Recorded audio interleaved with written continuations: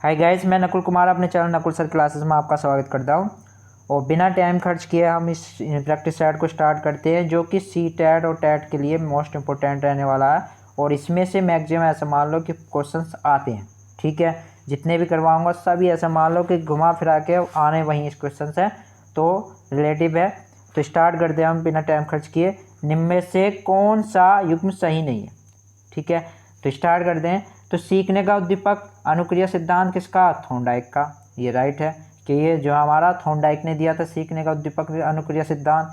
फिर सीखने का क्रिया प्रसूत अनुबंधन सिद्धांत किसने दिया? V.F. स्किनर ने। तो ये सीखने का जो क्रिया प्रसूत अनुबंधन सिद्धांत है वो V.F. स्किनर ने ही दिया, तो ये भी राइट है। तो अगला चलते हैं हम। सीखने का क्लासिकल सिद्धांत किसने दिया? पावलोव ने दिया जी। के सीखने का जो क्लासिकल सिद्धांत दिया था वो किसने दिया था? पावलोव ने दिया। तो लास्ट हमारा बचता क्या? लास्ट जो बचता है सीखने का समक सिद्धांत, जो हॉल ने नहीं दिया। हॉल ने क्या दिया? हॉल ने दिया सीखने का प्रबलन। क्या दिया है? प्रबलन सिद्धांत, ठीक है। तो जो हॉल ने दिया सीखने का प्रबलन सिद्धांत दिया, समग्र सिद्धांत नहीं दिया।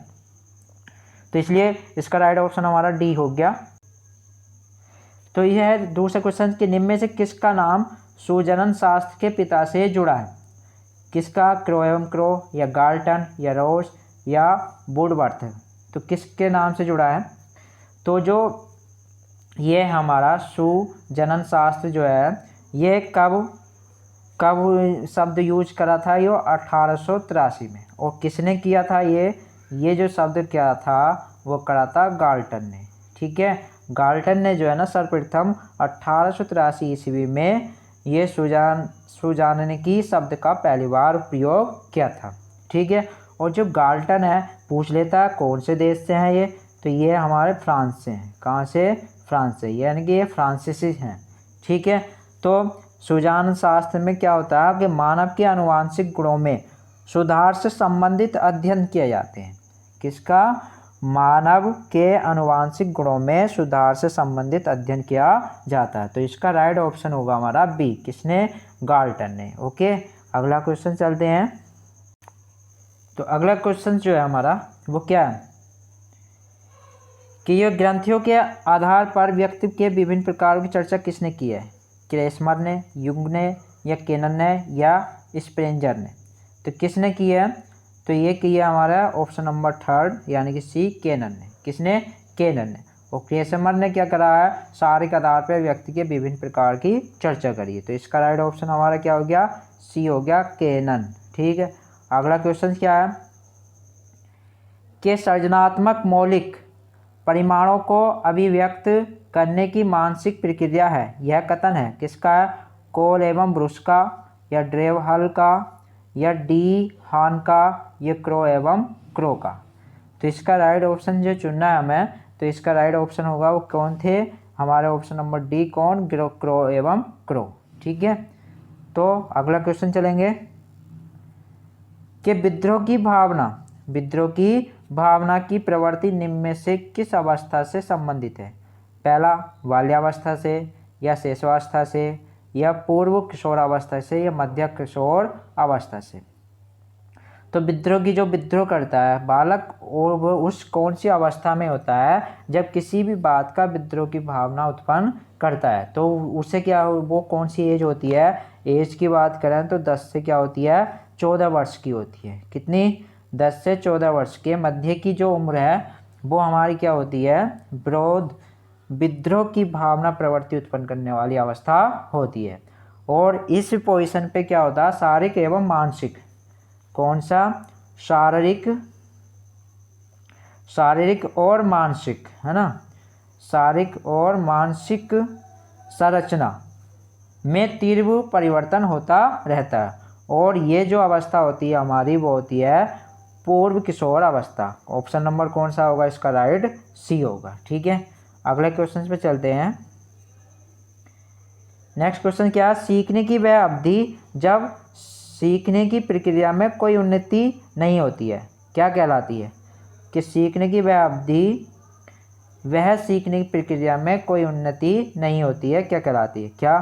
सीखने का वक्र, या सीखने का पठार, या स्मृति अवधान। तो क्या कहलाएगा? तो इसका जो राइट ऑप्शन होगा वो क्या होगा, सीखने का पठार।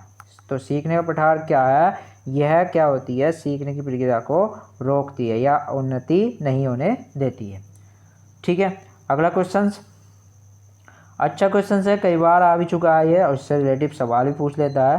तो इस क्वेश्चन की बात करते हैं कि बुद्धि लब्धि निकालने का सूत्र है ना, कई बार सवाल भी दे देता।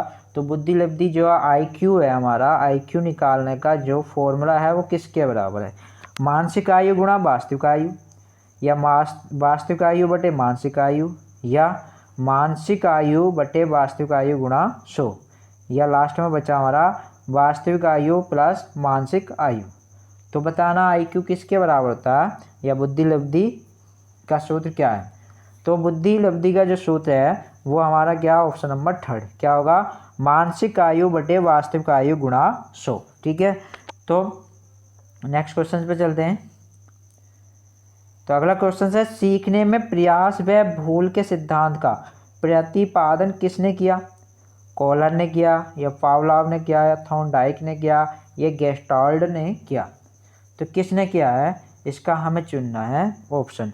तो सीखने में प्रयास व भूल के सिद्धांत का प्रतिपादन किसने किया, तो किसने किया सीखने में प्रयास भूल व सिद्धांत का प्रतिपादन, ऑप्शन नंबर सी क्या, थॉर्नडाइक। ठीक है, अगला, सामान्य संयुक्त कोशिका में गुणसूत्रों के जोड़े होते हैं, कितने जोड़े होते हैं, 22, 23, 24, या इनमें उपयुक्त में से कोई नहीं।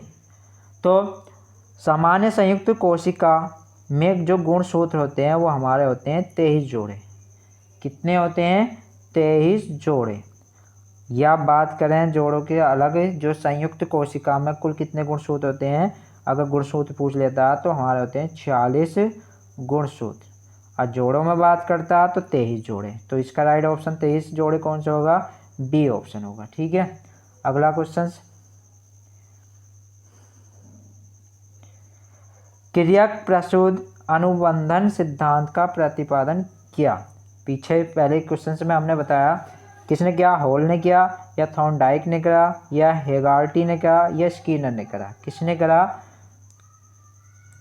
क्रिया प्रसूत अनुबंधन सिद्धांत जो है ना, प्रसिद्ध वैज्ञानिक किसने, मनोवैज्ञानिक कौन है, स्कीनर ने। किसने करा, स्कीनर ने किया है। ठीक है, और यह क्रिया प्रसूत अनुबंधन सिद्धांत सीखने की क्या प्रक्रिया है, जिससे बालक क्या होता है, अगर दंड या पुरस्कार द्वारा उसके व्यवहार में परिवर्तन किया जा सकता है। ठीक है,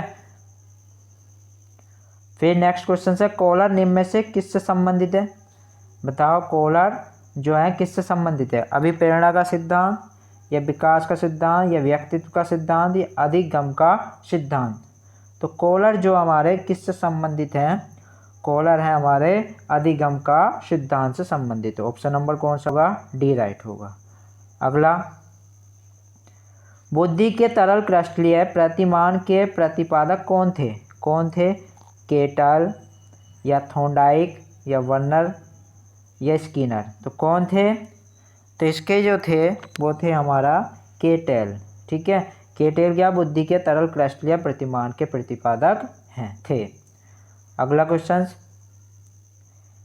कि शिक्षण हेतु मानसिक उद्वेलन प्रतिमान का प्रयोग निम्न में से किसके सुधार हेतु किया जाता है, समक्ष के, या अनुप्रयोग के, या सृजनात्मक के, या समस्या समाधान के। तो कौन सा राइट होगा इसका, तो यह होगा सी, किसके, सृजनात्मकता के। ठीक है, नेक्स्ट, गोलमेन निम्न में से किससे संबंधित है, सामाजिक बुद्धि से, या संवेगात्मक बुद्धि से, या अध्यात्मक बुद्धि से, या सामान्य बुद्धि से। तो किससे संबंधित है ये, तो ये संबंधित है हमारा संवेगात्मक बुद्धि से। क्या होता है संवेगात्मक बुद्धि, कि संवेगात्मक बुद्धि व्यक्तियों की अपनी और दूसरों की भावनाओं को पहचान करने की क्षमता क्या होती है, संवेगात्मक बुद्धि कहलाती है। अगला, निम्न में से कौन शेष से भिन्न है, हमें बताना कि सभी से अलग है। तो क्या अधिगम के लिए अधिगम का सिद्धांत, या समान अवयवों का सिद्धांत, या ड्राइव रिडक्शन सिद्धांत, या सामान्यकरण का सिद्धांत। तो इसमें बताना हमें राइट ऑप्शन क्या होगा। तो देखो इसमें यह है अधिगम के लिए अधिगम का सिद्धांत, समान अवयवों का सिद्धांत और लास्ट में बचता हमारा सामान्यकरण का सिद्धांत। ये तीनों सिद्धांत क्या है, ये ऐसे हैं जो सीखने के दौरान ज्ञान है ना कैसे ग्रहण या संबंधित या कायम रखा जाता है। लेकिन जो ऑप्शन नंबर सी है हमारा, ये ड्राइव रिडक्शन सिद्धांत, ये हमारा इनसे अलग है। ठीक है, तो इसका राइट ऑप्शन हमारा कौन सा हो जाएगा, सी हो जाएगा। अगला, संज्ञानात्मक संप्राप्ति का न्यूनतम स्तर है कौन सा, ज्ञान, बोध, अनुप्रयोग या विश्लेषण। तो इसका राइट ऑप्शन चुनना हमें क्या होगा, तो इसका राइट ऑप्शन हमारा होगा ए। कौन सा होगा, ए, कि संज्ञानात्मक संप्राप्ति का जो न्यूनतम स्तर है वो ज्ञान है। क्या है, ज्ञान। कैसे, सबसे पहला होता है ज्ञान, फिर इसके बाद अवबोधन है ना, फिर हो गया अवबोधन, फिर इसके बाद अनुप्रयोग, फिर अनुप्रयोग के बाद विश्लेषणात्मक, फिर बचता चिंतन, और चिंतन के बाद हमारा होता है मूल्यांकन। ठीक है, तो इसलिए सबसे जो पहला है संज्ञानात्मक संप्राप्ति का जो न्यूनतम स्तर है वो है ज्ञान। ठीक, अगला क्वेश्चन चलते हैं कि एक बालक जो साइकिल चलाना जानता है और मोटर बाइक चलाना सीख रहा है, यह उदाहरण होगा।